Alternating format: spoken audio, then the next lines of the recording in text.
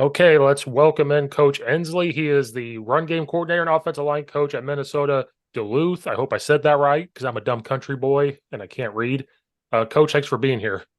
Thanks for having me. And you said it right, Minnesota Duluth. So My English grade paid off, I guess, so I can read. Uh, yeah, I grew up in a small town. My high school only had 300 kids, so we don't read well, probably very much. I got you. Um, how long have you been at this school? Is it 2 years, 1 year? I'm going on my second year. Okay. So going on my second year here. Before that, I was at Ohio University with Coach Uh, Allen Rudolph, working with him. Great experience there, with a great program for sure. how'd your first year go at your new school? Because you're There was ups and downs. We dealt with some injuries. uh-huh. We didn't quite play at the standard, our expectation, overall as a team. Uh, we lost 3 games, and anytime we're not in the playoffs, going on a run for the national championship, that's not our standard. But Uh-huh. with that, we had some injuries. Our 6-year quarterback got hurt on the fifth play of the season, so Oh, yeah, it took off on his own read and busted up his ankle. So mm.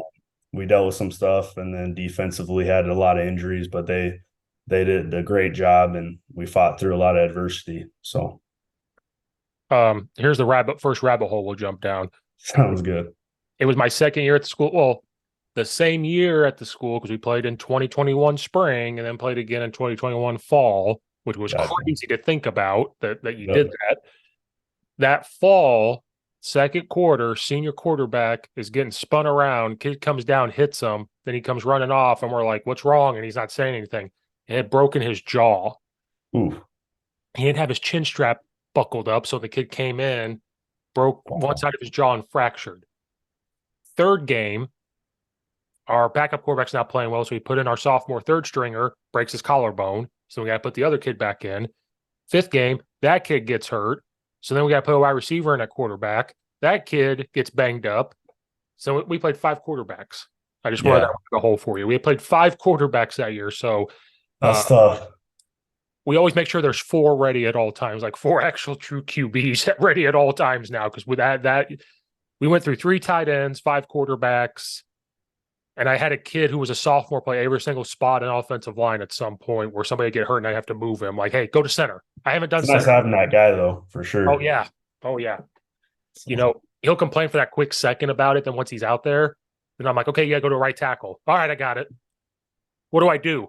Hit that guy. And he's like, oh, yeah. He's like, okay. yeah, that's funny you talking about going from spring right into fall. So I was actually at University of South Dakota during COVID, and the Mm. Missouri Valley played in the springtime, Mm-hmm. and I went right into the fall at Ohio. So it was literally from one season jumping into the Oh, next season. wasn't that Like, terrible? oh yeah, it was different. That's for sure. So I can't tell you how many games I prepped for though in general during COVID. It never even happened. How many hours went Yeah. into breakdowns and information and all that kind of stuff that never even happened. So Oh, yeah. Uh, it was tough just not knowing if you're gonna play. I mean, mhm. we had a game canceled at like 9 in the morning, one game. Like Like the day everyone's of. getting, yeah, the day of. Oh, So everyone's getting amped up, ready to go, and it gets canceled. I mean, that's tough. Just psychologically, yeah. that was a grind. Yeah. We only got, so Illinois, they said you're allowed to go. It was like middle of January, end of January. But basketball would start, like the winter sports would start first. So I was coaching basketball. So basketball started first. Then the fall sports would happen. So then it would go into like football and all that. But you had a week and a half overlap. I was gonna say, yeah, So basketball's still going on for a week and a half when football practice starts. And then you get six football games in. Basketball was just get as many games as you can schedule in. That was their thing. There was like, there's no cap, just schedule within a certain area. You couldn't travel all over the place. So you could play every day if teams wanted to. Football, you got six games in, but there was another week and a half overlap with the spring sports. So you got baseball and softball starting, still a week and a half overlap. And then as soon as the spring sports were done, they said go back to normal. So summer comes, everything's back to normal. So people are getting their camps going. You're going right back into it. And we were like, didn't we just do football? Didn't we just get done with this? And now it's back. And Yeah. I was calling football plays during basketball practice and vice versa. It was just like all I over can't the. imagine trying to keep two different sports straight like that. I did basketball, football, track. So I was doing all of it. Yeah. And track was at least fine because it was shot put and disc. So it was very like easy going. And you only had like 4 track meets. It was something very little. But then yeah, we got right into basketball and football. I was literally calling out football plays and they looked at me funny. And I was like, oh yeah, sorry. Like Yeah. this is or using basketball terminology. I was like, this is crazy. And then we got right into the fall, and every coach was burnt out when we got to the fall. Oh, I'm sure. And then our quarterback breaks his jaw, and then that added on top of it. We were just like, what are we doing? We didn't think it was very safe to play in the spring and then come right back. But Yeah, for sure. it is what it is. That time was crazy. Yeah. Um, so you coached with Prevost then, if you were at South Dakota, Yep. right? Yep, Andy. Yep. Yeah. So, He's been on here a lot. I've had him on here quite a okay. few times. I just talked to him a couple of days ago. He was on here and he wants to come back. He always does that. He'll talk to me and he goes, all right, I'll come back in a week. He just straight up tells me, like, I'll be back. Yep. So you learned from like 2 really good guys, Prevost and then right to Rudolph, like 2 guys that do similar things, I think, too. Kind A little bit different.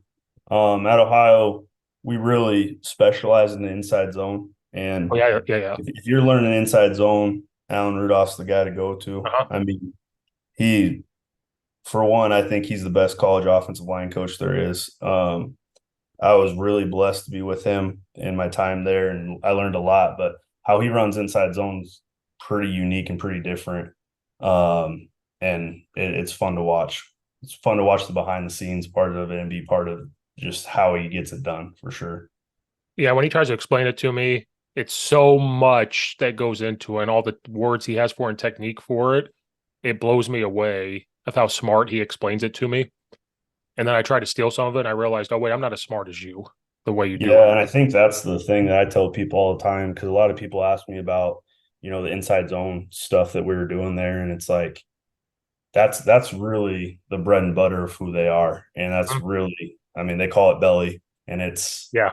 it's Allen's baby, and if you're not going to devote the practice time that you have to it, you can't do everything, and Uh-huh. he's really the first guy that taught me that is stay in your lane, and if you're going to be an inside zone guy, you're going to have all the answers to inside zone. If you're going to be a wide zone guy, you're going to have all the answers to wide zone. And if you want to be really good at it, you got to Mhm. put all the time and energy you have into that. So, Yeah. That's why this year I can't tell if we can do inside zones. I'm like, we gotta get rid of it. And I'm like, nope, if we just stick with it, it will be okay. Because like we had just put the pads on for the first time this summer. It didn't look right. And I'm all mad. And I'm like, no, if we stay with it, embrace the boredom and like do all this stuff, it can happen. Because what's your base? inside zone has been our base. And then another play that's been good for us is belly or ISO, just insert, because I use the same footwork for double teams with inside zones. So I was stealing reps for me anyway. Yep. And then last year I put in a wide zone for the first time with this school. Um, Yep. I've been an outside zone team on another school where we're just hooking, we're just kind of, Hard reaching and yeah. getting I was trying to side. think of the footwork the coach used, and I can't remember. It was kind of like a skip pull, similar to the scooch that Allen uses, but it was something I was trying to hook and get that heavy hand. Yeah. I Um, heard people call it like a jump hook a yeah. lot. Because this was years ago, and then I haven't done it. Then last year I said, hey, we had a transfer running back come in that's very shifty, and I said, I think we can do wide zone. And our head coach called it stretch, and I said, nope. I said it's got to be called wide zone. I talked to wide zone people. If I call it anything different, I'm disowned. Like it can't Yeah. be. He's he played linebacker in college, so he's like, oh no, that's stretch. I'm like, no, it's wide zone. Don't call it anything else. It's funny. Our coaching staff here gives me a hard time because I try to separate wide zone from outside zone, from mid Yeah. zone, and everything like that. And they're always giving me a hard time about the verbiage of it all. So, Oh, me too. Because last summer, that's all I did. Like I knew it, but I was like, you know what? If I'm gonna put it in, I'm gonna deep dive. So I was yep. messaging coaches. I was watching YouTube stuff that they put out there, and then some people that I had talked to, they told me that I said outside zone, and they're like, no, no, no, no, no. What do you want to do? Do you want to do outside zone or wide zone? And so when I presented to the coaching staff, they keep saying outside zone. I'm like, do you mean wide zone? So now I'm a part of that. It's kind of like the run and shoot. If I ask anybody about run and shoot, they'll give me all the passing plays, but they are not allowed to tell me the pass protection. They're like, we'll get disowned by run and shoot community.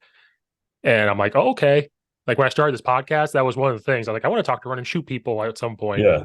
And that's the first thing they said. Hey, we'll give you all of our passing plays and describe everything to you. But when you get down to the pass protection, I can't tell you. Yeah. It's so weird. So Yeah. weird. Yeah. Depending on who you're talking to, it can get pretty tough to get anything out of those guys, depending on It, the subject. I know yeah. some of the run games like that too. So Yeah. the guys that Especially, are off the Baylor tree. I mean, especially So if I'm recording, they won't do it. Now, when we were off, they gave me little yep. snippets, but they wouldn't, they still, if I Yep. text them right now, they'd be like, nope. Yeah. Yeah.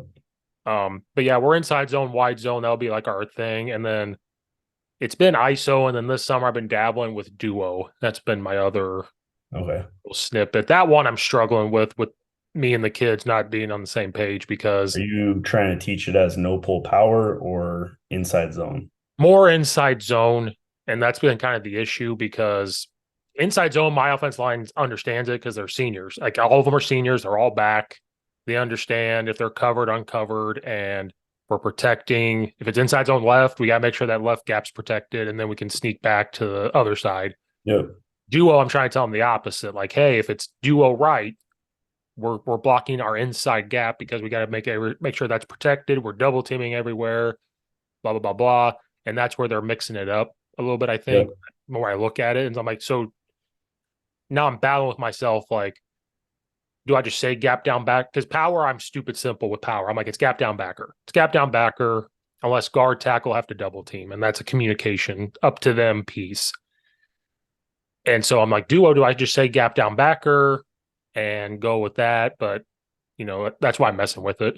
Yeah, my thing is keep it as much same as possible. So like that's what I tell people about the duo and inside zone stuff. If you already have inside zone in it, it makes sense to teach it as close to inside zone as possible in my mind. Like, are you having that what you would call your front side combo work to the front side backer? Yep.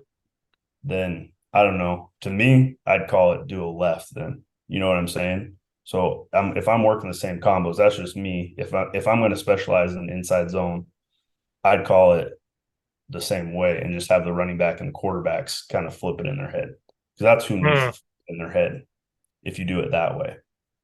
Does Okay. that make sense what I'm saying?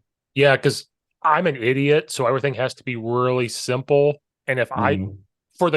especially for coaching staff, so like if because I got you. I'm the run game coordinator, so I'm like, if you and I have a conversation, I could probably understand what you're saying, and I'm like, oh, this makes sense to me. Can I make it make sense to the running back coach? Can I make it make sense to the head coach when I Yeah, present? I get you. And so I'm like, he's like, so inside zone right, you're double teaming, and everybody's double teaming to the right to that backer, right? Like the plus and minus. And I'm like, Yep. that's exactly what we're doing. So then if he's calling duo left, they're like, oh, he's getting to the closest linebacker, right? And then that's where I was like, well, it depends. Do I have a tight end wing? Maybe they're getting to that backer, and then my other double team's getting to the other one.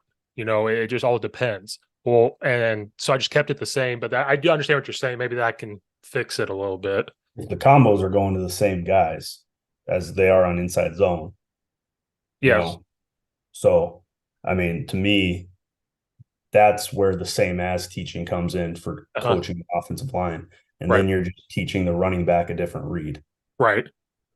That's how I talk to with guys that are inside zone guys. That makes sense to me. Everyone's different, but you know, Because if it's like duo right, all the line's been going to the left. I'm telling the running back to read the right side backer where he's going. That's the yeah. backer he reads. Yeah, that makes sense. See, this is why you guys make the big bucks and are smarter than I am. And Like, there's people that don't do it that way. A lot of high up guys that don't do it that way. It's just I always think of as much same as humanly possible that I can put in. I try to get that for the guys up front, especially.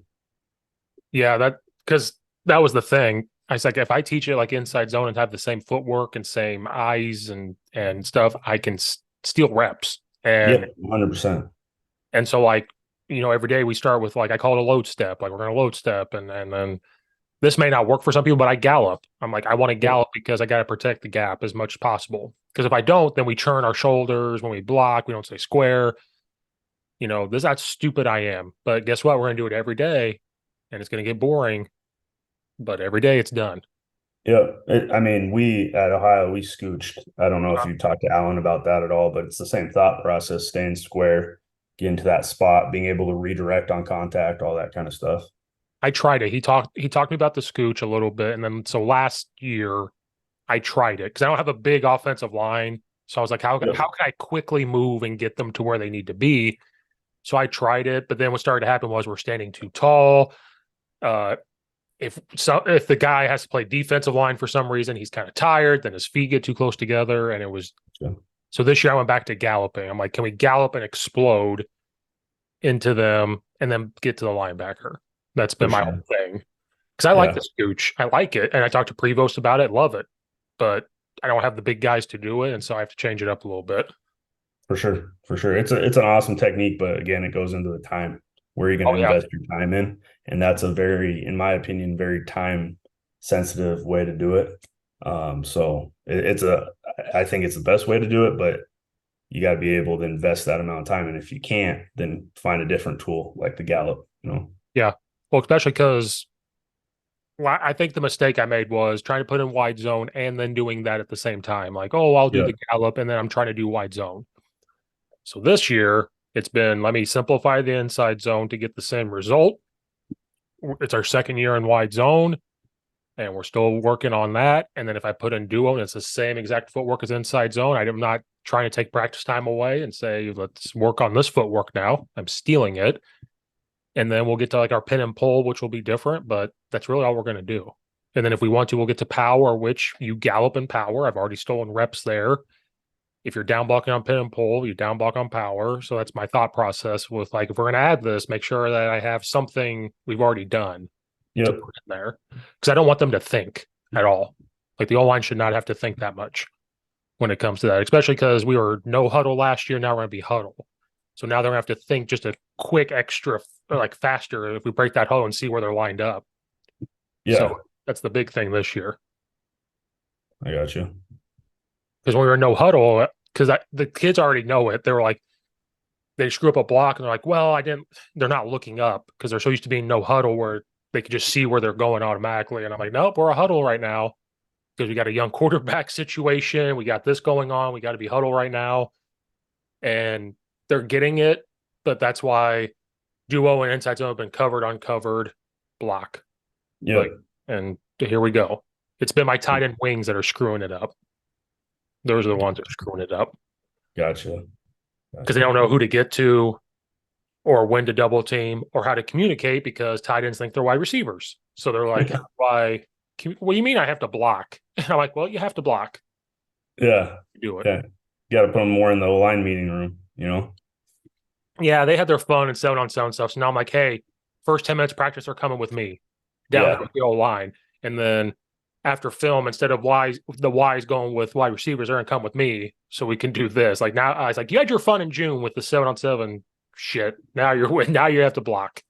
for Yeah. sure. For sure. We're blessed here. We had a fullback that, I mean, we call him fullback, but he was really like a J back or a wing.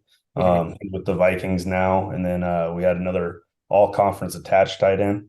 Mm-hmm. So those two guys love getting after it in the run game. So Yeah. we're a little bit lucky in the fact that, I mean, we preach it. You got to take care of the run game first. So and they love getting after it too. That, I mean, they'd probably love pancaking a guy more than scoring a touchdown. So we were pretty blessed with those guys. Yeah, we were blessed the last year. We had a 6'4" 230-pound Y. He could go out in space and run, but we could put his hand down in the dirt. He started varsity as a sophomore, played rugby towards ACL in rugby, so he was out his whole junior year. Then last year, his senior year, because of him, we got to put in Wham. I wanted to put in Wham so bad, and it took us to the middle of the year, and I finally got to do it, and we ran it, and he just laid out the nose guard, just bam. And he goes, well, that was kind of fun. It's better try to block a 5 technique or a wide 9. And I was like, yeah, isn't that Sure. much more? That's way better. Yeah. That was my favorite play. It was wham. I don't know why. It was just like, can I put this in now? And he's like, sure. How do we want to do it? And I was like, he just lays out the nose guard because we see a lot of 3-3 stacks. So I was like, just lay out the nose guard. So you were you running it off your ISO play, or what were you running it off of? Yeah, we'd line him up as a wing, and we would call trap, like trap switch instead of my guard Okay, trapping. It'd just be the him going to gotcha. trap. Um, because then the nose started to not be a zero. He would line up in a one, and we knew that if he went to a one, then we could call trap switch and get him to go hit that nose. We just go get the backers, and we never ran it before. So this was like week 5. It had not been on film, and then we did it, and that team just couldn't stop us every time we did because we hadn't done it all. We haven't done it, and they were like, where is he going? Because I knew the defense coordinator, and they're like, what play was that? I was like, trap with the wing. Yeah. But you guys didn't do that all year. And I was like, I know. Yeah, when I played, we ran a lot of mid zone, and we used to read the backside D lineman and run midline option off him. Uh-huh. And then we'd start mixing it in and running wham off that look. So he gets used to being the read over and over again. And this is back in the day when you could cut that guy. And I Oh yeah, mean, yeah. just create mad chaos right there. Yeah. So We that was one of our favorites. we ran power I option in high school, like 3 running backs, Okay. like quarterback, fullback, offset H, tailback, and just ran option like the Yeah. entire time. Uh, and so we would still line up in shotgun once in a while. So when I started coaching, that's all I knew. And then I went to a different high school and he lined up in shotgun. I go, what's that? Like, you're like, that's forbidden fruit right there to line up in a spread. And so now I'm all about spread looks now because Gotcha. I think in high school, since it was so forbidden, like, nope, we're under center. We're going to run option, option, option, power without a puller because we have that H back to do it for us. Like, we ran power without pulling a guard, which was strange, but that's just what it was. And so now I'm a spread guy through and through. Like our head coach, he's like, can we just line up in power I and pound? Be like, no, I don't want to do that. I want to be in a shotgun and do a bunch of different stuff. Um, our head coach played linebacker in college, so he's a meathead. So he's like, why don't we just pound the ball straight at the A gap every single play? And I'm like, that's boring. It's so boring. He's like, but it works. Yeah. If it does, yeah.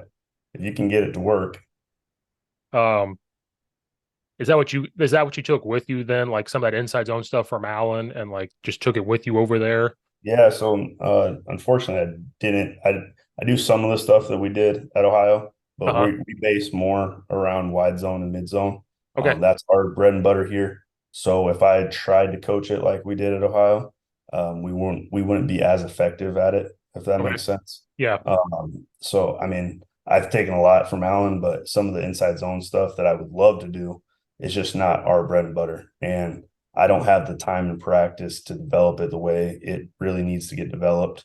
Right. So I've kind of taken some things, and before I left, me and him sat down and watched the whole season before I got here, and he kind of told me what he thought would be beneficial, what would work, and we kind of talked through how to manipulate some things to Uh-huh. get what we wanted out of it. So our inside zone play was really good last year, but our bread and butter is going to be wide zone and mid zone. So that's what I put a lot of work into, and having the answers to, and working the combos consistently, and all the different things that can happen for those plays, we make sure that we have the answers for. So I actually gallop, so I don't scooch. Uh-huh. I gallop into it. I love it. I think it's a great tool. My guys absolutely love it. They feel like they can get low Uh-huh. throughout it.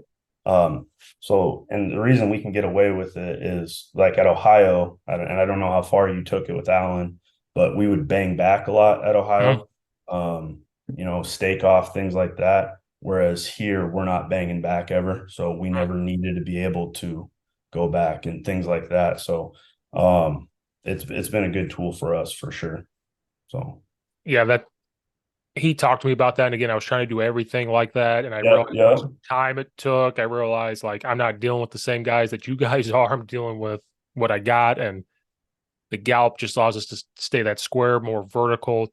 And if that linebacker shows up, we're square, we can redirect with that foot and get there. And, if, I feel like it really allows you to attack the hip too and pop it yeah, over if you want to. Yep.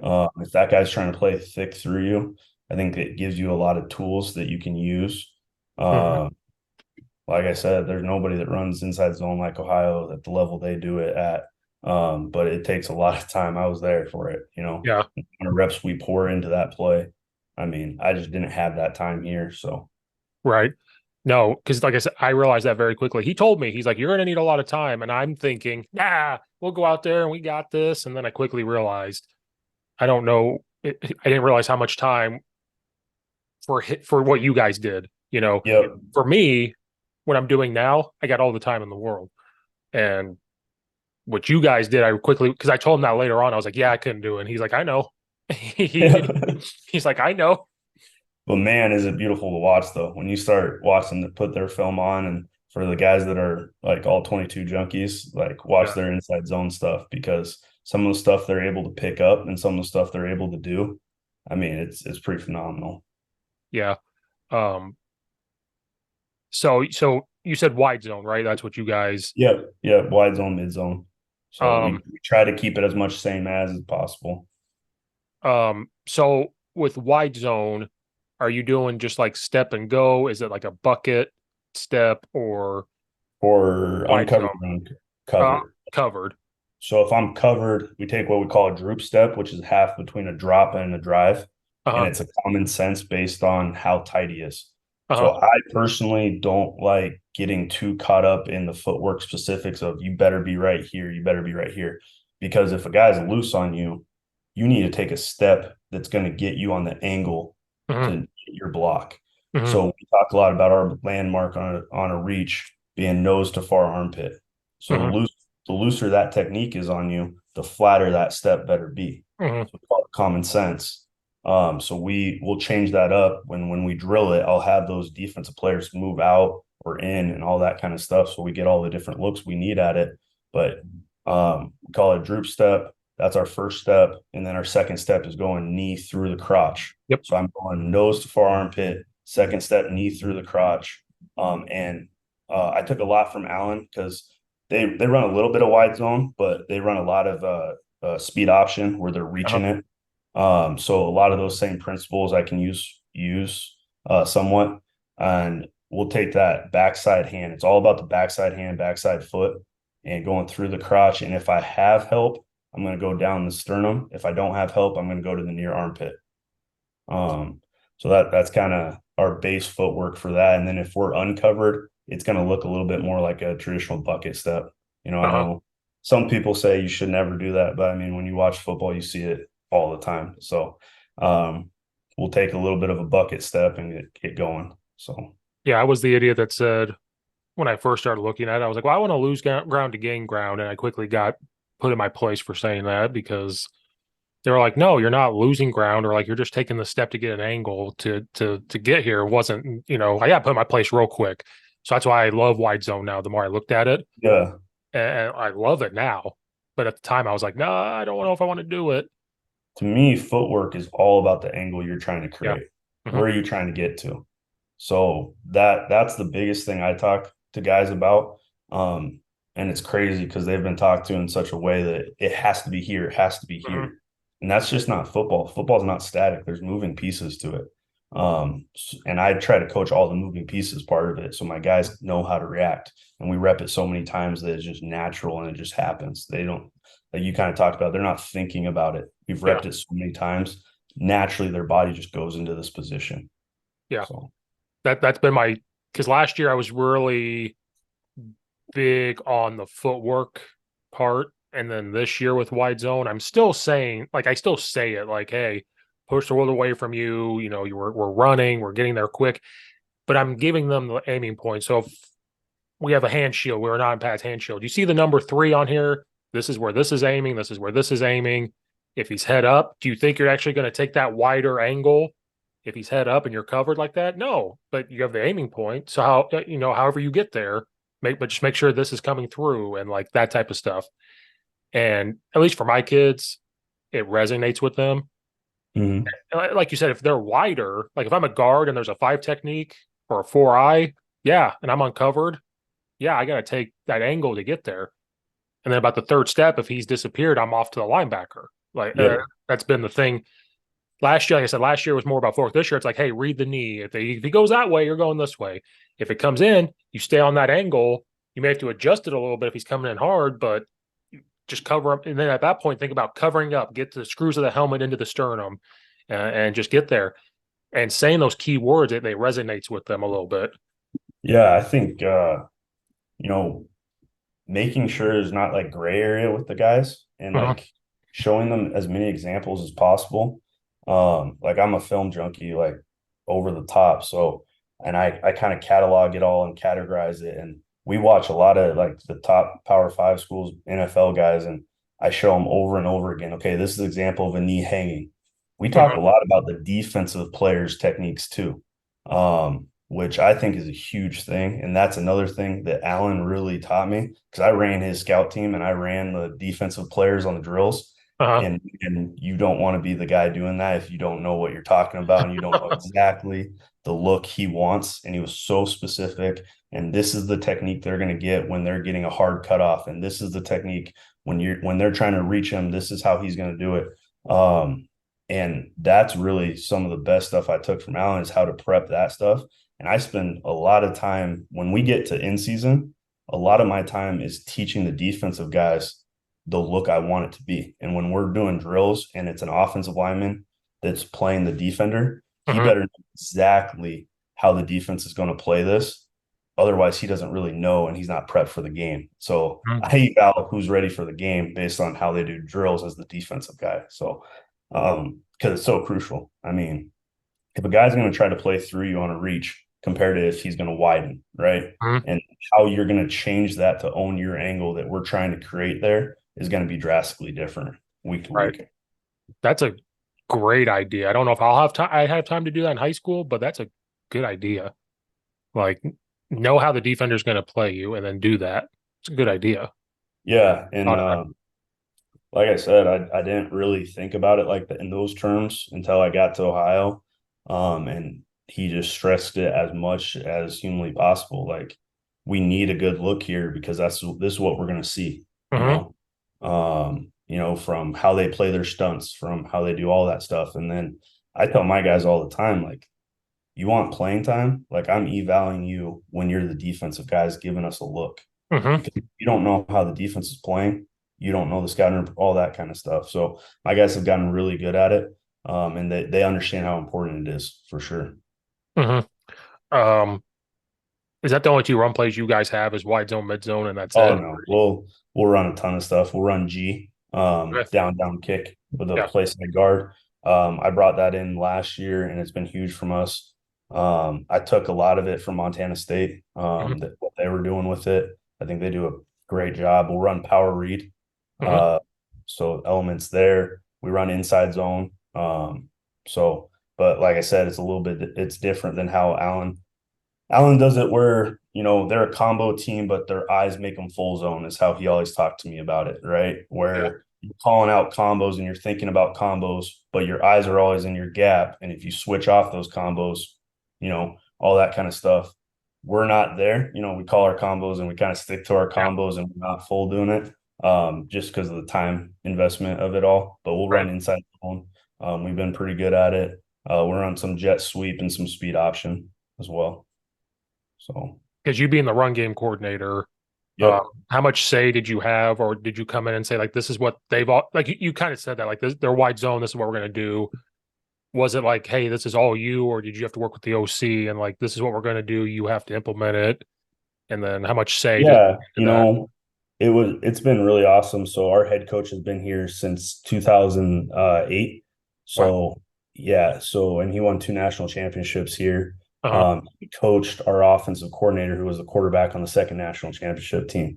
Oh wow. So you talk about two guys that know their system like the back of their hand, and Uh-huh. it's very detailed in how they know it. They're very good at it. I came in and brought in some new ideas on how we were blocking things and how we were handling things, especially from a technique point. It was very drastically different. Schematically, I had some like G and some power read stuff that I brought in, and I felt like it was a really good pairing because you had Uh-huh. two guys that have been doing a system that is extremely successful, Uh-huh. has been extremely successful since 2008. So you had those guys that knew all that stuff, and then I brought a little bit different flair to it, and a little bit different technique. And I feel like it's one of the reasons we were really successful running the football last year. Yeah. Yeah, that But was me. That was me too. I think there's a lack of O-line coaches because um I grew up in Central Illinois. I grew up 20 minutes from U of I. That's why I got a U of I thing behind me. Like okay, I grew up 20 minutes, from Champaign. I went to EIU, and then my now fiance, she's from the suburbs of Chicago, got a job up here. So happy life you follow, So moved up here. And the first high school I went to, they needed an assistant O-line coach, which was the first time I've ever worked with another O-line coach, which was fantastic because having two guys there is amazing. oh for sure, Then I went to a high school the very next year. They brought me on as an O-line coach, and the first thing was we need an O-line coach. And I was like, okay. And then the school I'm at now was the same thing. It was, well, I can't find any O-line coaches. I can't find guys that want to do it. And I was like, is there a lack of O-line coaches? And so he was like, yeah, come in as the O-line coach and run game guy. Run game will go through you. And it was kind of the same thing. I came in, they had their ideas. They didn't do inside zone. Their inside zone was everybody step to the right or left and go. It could be so there was no double team involved. It was just kind of go and make a play. I come in and I'm like, oh, we're double teaming. We're controlling the line of scrimmage. If you want to do power read, we can do this. Kind of like so. It's almost the same story. I came in with all these different ideas, and they took them. But then it's funny; they'll never tell me how to coach the O line ever. yep, Even the OC's like, nope, I don't know it. Straight up as I don't know it because there's no O line coaches. The head coach used to do it, and he played linebacker in college. He goes, Steve, I just told him to hit people. yeah. Well, there's a lot more to it than just hitting them. It's technique. And, I think we're a rare breed now. Yeah, so I have the freedom to kind of do it how I want, but I also know how we run it as a system, what we're trying to get out of it. Right. So, like I said, like I would love to run inside zone like Ohio, but that's not Right. how our system works. And that's not like even where we're trying to hit it in our running back track, it would not work the same as it does at Ohio. So I'm Right. not going to try to force it in there. And then I'm really lucky that ROC, so he played quarterback in the system, so he understands run checks really, really well Uh-huh. because he was the one that made them. And we have a great OC that packages the game plan really well together. Uh-huh. Um, and I think one of his biggest strengths are if I have too many ideas, he knows which ones to pick and which ones not to. Right. And I think that's Right. crucial to have. But he's a passing game guy. He was a quarterback, so all that kind of stuff. But he has an extreme love for the run game as well. So I can bounce ideas around with him, which is always helpful. I think if you got a room with guys you can bounce ideas around with, it's awesome. We have a really talented tight end coach here that I can bounce ideas off of, and I ask him all the time, "What do you think about this technique? If we tried this here, all this Uh-huh. kind of stuff." So when you got a room full of guys that you can bounce ideas around, you can really kind of get the best product out there, you Uh-huh.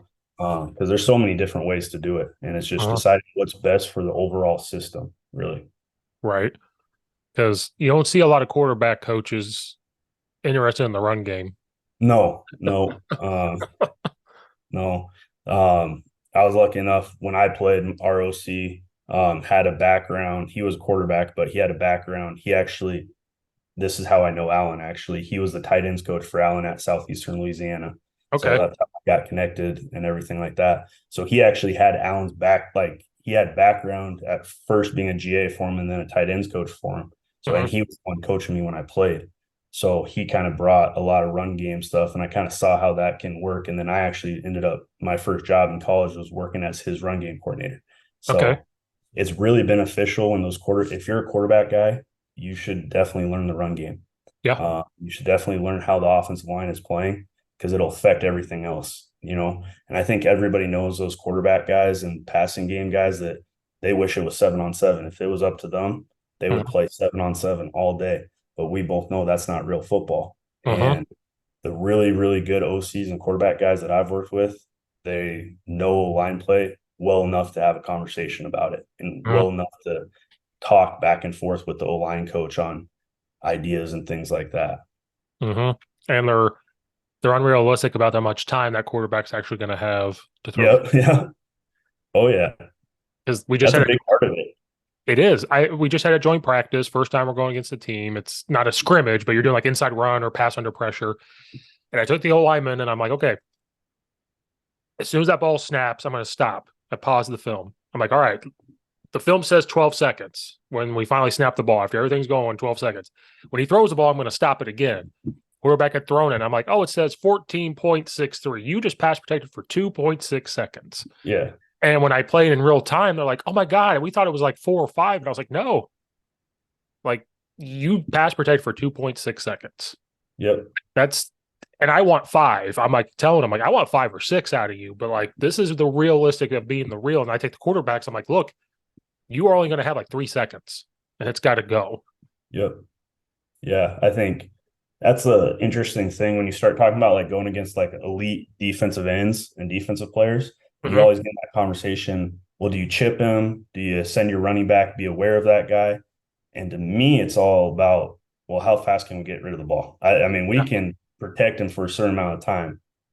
So I tell them all the time, if you're going to hold on to the ball for a while, we might want to max pro or Yeah. chip him and give me some help. But if you're going to get rid of the ball fast, send that running back out, right? Yeah. And that's really what it comes down to when you talk about empty pro, chipping a guy, any of that kind of stuff. I'm good with going empty pro, and we can pick up the guys we need to pick up and throw hot off of it. But don't think that you have all the time in the world. Just because on paper we have everybody blocked, Yeah. that doesn't mean it's unlimited time back there. So I think Yeah. that's crucial. And then where the quarterback's setting up in the launch point is Uh-huh. crucial as well. I talked to a few NFL guys, and they said that's one of the number one things they chart is where the quarterback's actually launch point is. Uh-huh. Because when you think about tackles and their edges that they're running, when that guy continues to drop back, you're really making that hoop that much easier for those guys rushing. So that's something that I always appreciate a quarterback that kind of steps up in the pocket, doesn't Uh-huh. drift back, maybe drifts to the side a little bit, but never back, because you're really making it tough on those tackles back there. Uh-huh. That was one thing I brought in when I got there was I was our guy that coaches quarterbacks is good. Like he's a good guy, coaches quarterbacks really well. And that's one thing I told him, like, we got to make sure these quarterbacks aren't just happy feet moving around. Because the moment they move this way, that defensive lineman's going to do something where our line, because we don't know where he is. Like, we Yo, make sure he's staying here. Because I learned that about, I'm a Chicago Bears fan, Justin Fields. I'm not the biggest Justin Fields fan. That's just me. And it's mm, because I watch that sometimes. Did the O line not play very well for the Bears? Absolutely. But there were times, because I went back and watched it, if he just moves a certain way, then it changes everything. for sure, The angle changes. And they even talked about it with him. Like if you move a certain way, then it changes everything. Like he's got to be able to feel the pocket and move around, which he got better as the year went on. But that's the thing with high school right now is you can't have, I call it happy feet because I used to coach quarterbacks. Like, don't have happy feet. Like, don't drop back. Don't run into that guy that's coming. If you scoot up, the tackles take care of it. Like, if you yep, scoot up, yep, tackles take care of it. Feel the pocket, and the pocket can move on you a little bit. Step up, move around over here, and throw the ball. But they don't yep, understand how it all works together with linemen and quarterbacks. There's a lot more that goes into it with the pass protection, too. It's for crazy. sure. So we talk a lot about dish, setting a dish. So the tackles actually have that dish and the quarterback being up in it. So Uh-huh. instead of thinking of it like a true pocket, Uh-huh. like this, where it's just endless, the line just keeps going. Well, no Yeah. tackle can just keep that going. We talk about it being a dish around there. And like I tell my tackles all the time, you can get your hip ran as long as it's past the quarterback launch point. Like I don't want them to, obviously, Right. but as long as it's past the quarterback launch point, I don't care. Now, my inside guys, they got to do a good job of not getting pushed back at all because Uh-huh. then it'll collapse everything and there won't be anything. But I talk a lot about dish style, and I took that from Howard Mudd, old famous offensive line coach. I'm going to use that on Tuesday. I'm stealing that. I mean, it's a super effective way to think about it, especially from the tackle position. Uh-huh. Because I mean, we just had O line, D line camp 2 days ago, and every single one of those guys is getting beat inside, jumping out Uh-huh. too fast. And it's like, guys, if you just get to your spot and you're playing inside out, you will be just fine. Yeah. Running past the quarterback's launch point and life will be fine. Never ever give them the inside. It's the closest, it's the fastest way to the quarterback. And there's so many high school kids that think they got to go out at the guy instead of he's got to go through you. Like, Mhm. change up your thought process. He's got to go through you to get to the quarterback. You don't have to go to him. Yeah. Uh, and I think that dish thing kind of helps them think about it a little bit differently. Like, oh, I'm really not getting my hip ran as bad as I think I am, as long as I can extend that past where the quarterback's throwing. Yeah. Yeah. That happened to us. My one tackle figured it out. My other tackle was doing that where he got launched it like he took his kick slide and he went way out here and it was like a bunny hop there. And then the guy tried to come inside. Then he tries to beat him inside. Then he gets bull rushed back and he's on roller skates and it takes it all away. Or if that guy does come around hard, we open up our hips too soon and then we think, oh, we're beat. And they don't want to get the hand on the hip and just continue. The quarterback can see and step up. They think they're beat, so they stop. And I'm like, Mm-hmm. no, you're not beat yet. You just have to change what we're doing now. It's not going to be punch punch. It's hand and drive and get him. Man, even if you are beat, strained to go, you never know Oh what yeah, could happen, right? I know. And that's like I said. I'm the asshole that came in and is changing all that. But like again, they never had like a true. I'm not saying I'm a good O-line coach, but at least I played it and I've coached it more than anything else. They never had a true like guy to come in and say these words. It was more of like Mm-hmm. just hit them. I'm like, well, no, like you have to do these things and so I'm gonna steal. I'm all about terminology. I read somewhere if you say these words and it resonates with them, so I'm gonna use that. I'm gonna talk with all. I'm stealing that because I'm the old school of like it's got to be like a V. It's got to be this, and it's no. What For you said sure. resonates with me. It's more realistic. Yeah. And I can send you a bunch of film of our tackles literally running defensive ends into each other because Wow. they're trying to run the edge. Um, and as long as you know where that quarterback's going to be and you trust where that quarterback's going to be, Hmm. so you're good. Well, if we had our senior quarterback, I could. Now that we have maybe a sophomore going to start for us, I have no idea he'll be at. Yeah. Yeah. Or we have a I would just junior. tell them trust going up or like out, never back. Yeah, we have a junior It's that making life tough. we have a junior, and I wish he was bigger because this is a kid that people would want to recruit. I just wish he was bigger. He plays, he starts, he's a junior, but he came up to us. He goes, I volunteered to be quarterback to help this team out. If you need a quarterback, I will do it to make sure that we can have a quarterback. And we're like, love it. He struggled a little bit throwing the ball, but like he is about making sure the team, because he was our wide receiver slot and our safety, but he Okay. volunteered. He was like, you guys need a quarterback. What's best for the team? I'm going to do it. And I was like, man, because I want him to be recruited, but he's just not big enough for like Division 1. I wish he was my size because then he could. And I'm like, that type of heart you just can't coach. He's like, I'll do Nope. it. But that's what we're dealing with right now. We could have a guy that never played quarterback before as a junior, maybe be our starting quarterback, and he is going to do that. He is going to scoot way back, or he's going to take off. Yeah. He sees that tackle coming, and I'm trying to tell him it's okay if you see that defensive end coming because the offensive tackle should stay on him. You just step up. Yep. Okay. Life is good. So I may have to do that. I'm gonna have to get a drill where they do that and see that. Yeah. For sure. That'll be me on Tuesday. I'll be like, I got this from a coach. So if it doesn't work, I'm gonna blame him. Okay. For sure. For sure.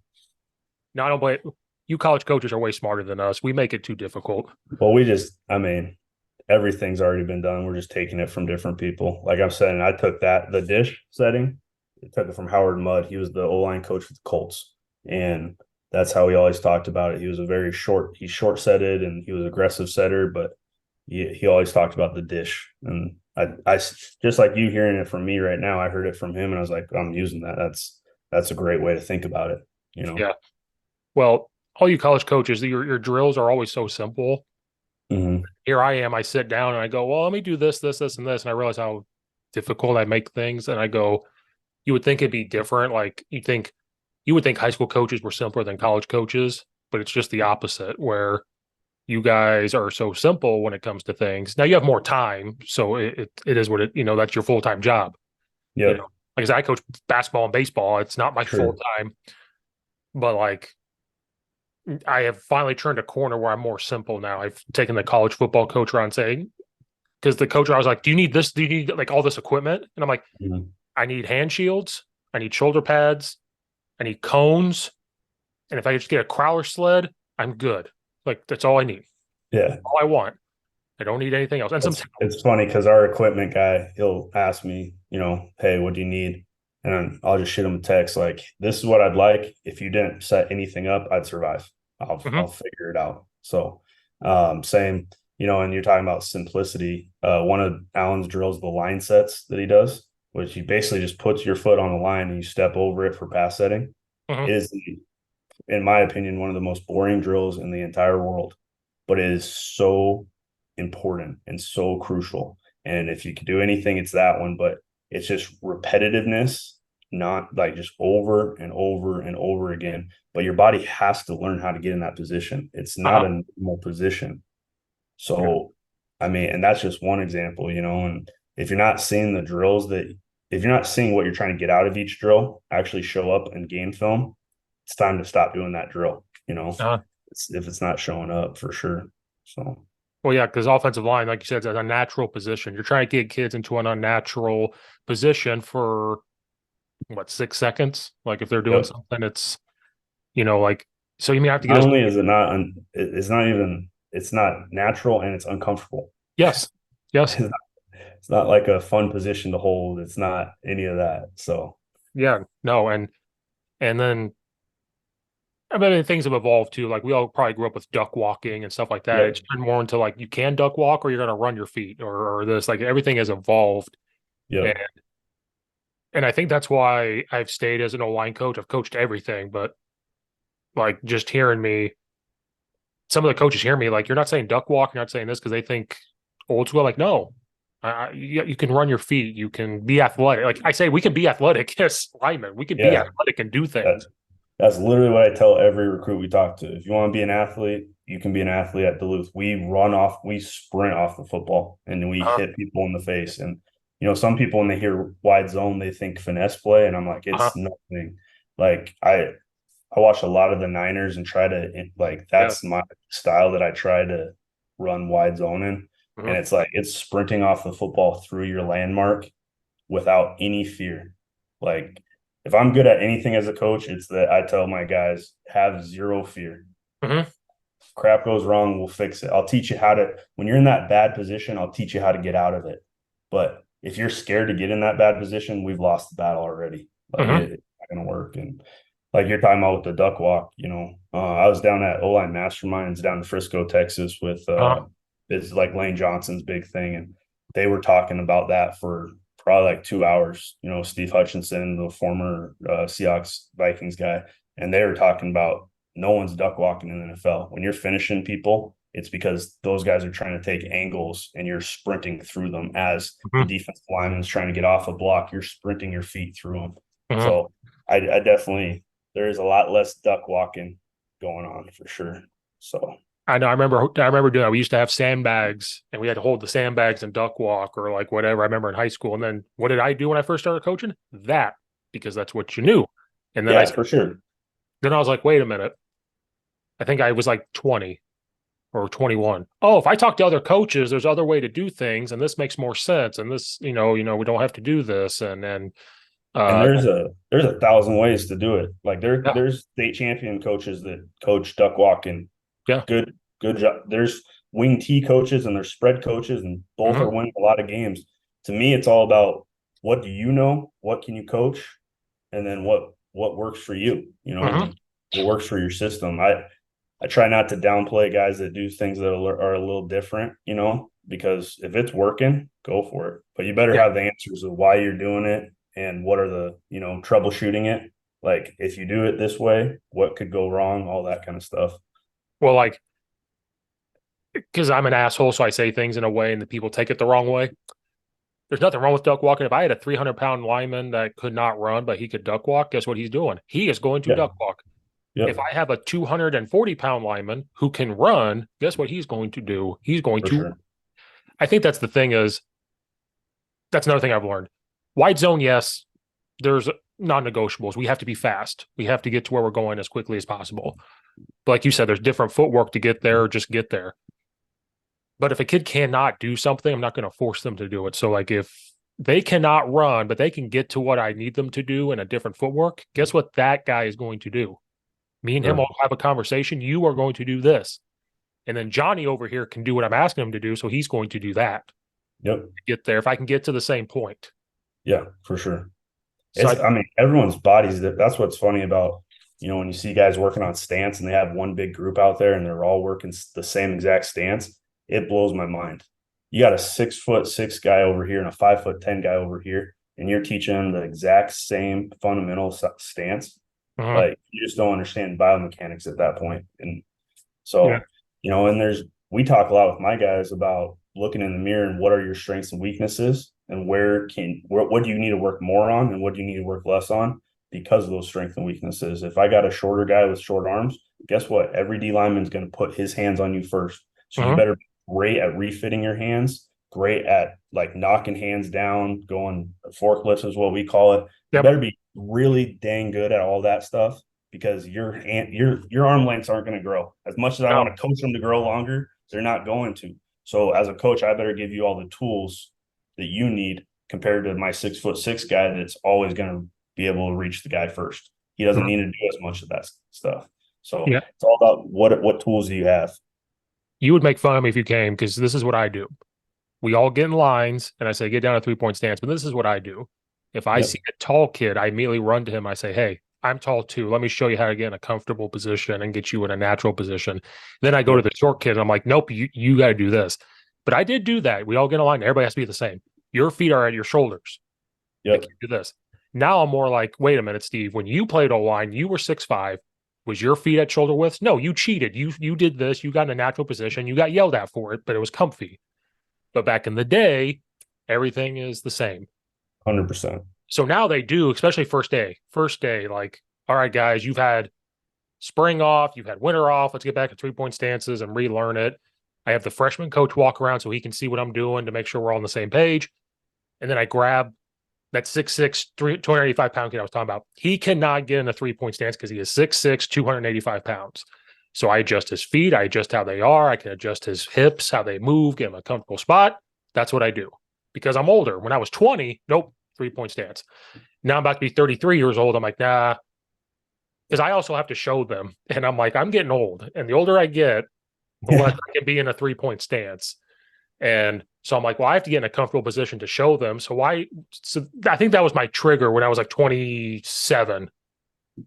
I'm getting old and this 3-point stance is getting harder. If I'm getting comfortable with this position, why am I making them be in an uncomfortable one? I think that was my coming to Jesus moment right there. Yeah, no doubt. Do you know who Randall McDaniel is, the old Vikings tackle? Yeah. Look him up if anyone's watching this and doesn't know who he is. Randall McDaniel. He had a pretty severe leg injury in college, and he switched up his stance, and it is the ugliest stance you'll ever see in your entire life. And he was a Hall of Fame player, and he stayed in that stance even after the injury because he said that's what he's most explosive in, and it works for him, And I think there is something too, as long as they're not losing any biomechanic like efficiency of listening to your players a little bit and trying to figure it out. Because I remember Allen, I'm watching because Allen was putting out a lot of videos at the time before I got there. Yeah. And I'm watching everything. And I'm the type of guy that I'm writing down every note, and I'm trying to be Allen Rudolph, right? So he had a video on stance, and I'm going through it, and then I have his film, and I'm watching. I'm like, that guy's not at all like what you said you wanted your stance to be like. So when I had him on a Zoom, I remember I brought it up, and he goes, Lauren, that's because he can't get in that stance. I had to fix it. I had to change it for him, and I had to adapt for him up to the point where it wasn't going to be a problem. I'm like, that makes so much sense, Yeah. When you're writing down everything, thinking that that's the way, you got to be able to adapt a little bit, and that's just part of being a coach. Yeah. Listening to the clinics and learning new stuff and learning what you can do, but also being able to adapt it, I think is huge. Yeah, I still do that. I still will. That's got to be boom. If I learn something new, boom, boom, boom, and then when it's not working, I go, well, why is it not working, or why is this not looking right? That's what I'm going through with duo right now. I'm like, why is this not looking right? And then you get frustrated because you're like, well, this is what I was told. This is how other people do it, so it's got to look like this, right? And then I'm the same way. So I'm at the point. So like I was just saying, I was down at that mastermind stuff, and I heard some of the coolest things ever. And Lane Johnson talking about how he takes on bull rushes. there ain't nobody at the D2 level that can take on a bull rush like Lane Johnson. He basically puts his hands down, invites it, and then locks him up. Mm-hmm. It's like no one's strong enough to do that. So I can't take that, even though it's awesome how he does this whole vertical set and everything like that. But I can't take that. And, sorting through what you can get out of things and what you can't, is huge. But and then troubleshooting, that's a big thing for me now is like if we're thinking about it putting in a new play, like I had never ran G before last year. Uh-huh. And before I ever brought it up to our offensive coordinator, I called the people I knew at Montana State. I Mm-hmm. called the people I knew that ran G. I called Allen. I asked, what were your problems with it? And I asked specific issues and how to troubleshoot it. Because I don't want to be the guy new on staff that brings in an idea and it's awesome. And I think it's awesome. But Mm-hmm. then it starts getting busted and everyone's looking at me because it was my idea and I didn't have the answers for it. That to me is where you start losing credibility. And now all of a sudden you're not the guy that can put in new plays or put in new ideas and stuff. So Mm-hmm. that's something I'm always doing. If I think about putting in a play and I'm going to call everybody I have, every resource I have, and make sure I know what I'm doing before I coach it. That's how I was with wide zone. And then For I sure. also I also brought in ISO. Like I brought that in and I was like, I have to make sure that we understand how to fix it. And sometimes it was just formations, like, hey, just get in this formation and this is the problem solving. Like put a hand down tight end and a wing. This will solve the problem. We can control this, get here. Like that was how I knew it. Or hey, what Yep. if we run old school belly? Like if this is giving us an issue and my center can down block on this guy and we can pull a guard around too, perfect. This is my answer. Or whatever. And that was the thing with wide zone. When I brought it up, if it didn't work, Steve, why did we just get tackled for a 1 yard loss? You told me that wide zone gets you back to the line of scrimmage. And I'm like, well, they'll look to you and like, how do you fix it? For sure. And I think that's hard for a young coach, really, to be honest with you. I was 25 when I got my first college offense coordinator job. Mm-hmm. And RPOs were like the big thing at the time and Yep. putting them in. And I remember watching them thinking, oh man, there's so many answers you can do with RPOs and there's so many things you can do. And I remember going full tilt into that world and I didn't have the answers to the problems that were going to come. That wasn't the system that I had been a part of. And now I didn't have the answers. And at 25, when you don't have the Mm-hmm. answers, you have a little bit less resources and all that kind of stuff. So I from that point on, I remember I'm never doing anything that I don't fully know and I don't have all the answers for and the counters and the restraints and everything that I need to run that, I'm gonna know like the back of my hand before I ever put anything in ever again. Yeah. I did that too. I wasn't an offense coordinator at college. I was in high school at that Yep. point. And I thought RPOs were easy. So even at practice, if a quarterback couldn't do it, I'm like, why can't you do this? And I realized, well, Steve, you're not practicing it. Like you just think they can go out there and read this guy and do it. You're not practicing it. Then in a game, Steve, why is this RPO not working? And my answer was, well, they just can't do it. That was my easy way out. Like they just can't do it. And then me and the head coach butted heads a lot, moved to the suburbs. And when I got to the suburbs, which is a whole different level of football in Chicagoland area, you're like, you learn it and you're like, oh, and I did the same thing. I'm like, I am not doing this unless I know how to fix it or like what we can do off of that now. So if they're guarding power read, what's the other run play that combats this? And we can get to that like this without even thinking about it. I mean, I think so much now in terms of what is the defense going to try to do to stop this? Mm-hmm. I mean, what are the fits? What technique are they going to use? If we do this, I mean, I spend a lot of time with our defensive coordinator and our linebackers coach. Um, and I ask them and I bring up, hey, if our back's on this side and we're doing this, and if our protections are here and they know that we're always sliding to the overload, how would you attack us? And, I try to pick their brains as much as I can to get it from the defensive side. I've never had the ability to, I've never had the opportunity to coach on the defensive side, but I really wish I did at some point. Mm-hmm. So I try to learn that side of the ball as much as I can. So I know exactly how someone's going to plan to attack us. And like I said, have all the answers that I need in my toolbox. Yeah, that's the older I get, the more I realize that. Like when I was younger, it was I thought I knew, and then the older I get, I'm like, I don't. And then make sure I have it somewhere. If it's in a notebook and I can go grab it and do these things, or text somebody really quick. Because back then I didn't. I was like, I know it. I don't need to, we'll figure it out. And then Feel like Yeah, getting. especially now with how much like Twitter and how Oh open yeah. people are. Oh yeah. I mean, there's guys that coach at the Power Five level that I could call right now and they'd pick up and I can ask them questions. I mean, people are so open nowadays, and I don't know if that was again maybe one of the pluses of COVID was that there was all those Zooms and you got to meet Uh-huh. people, you got to introduce yourself, and you made those relationships and connections, and everyone's so open. There's not a reason to not reach out to somebody and get help and before you put a play in, you know. Right. That was the plus of COVID.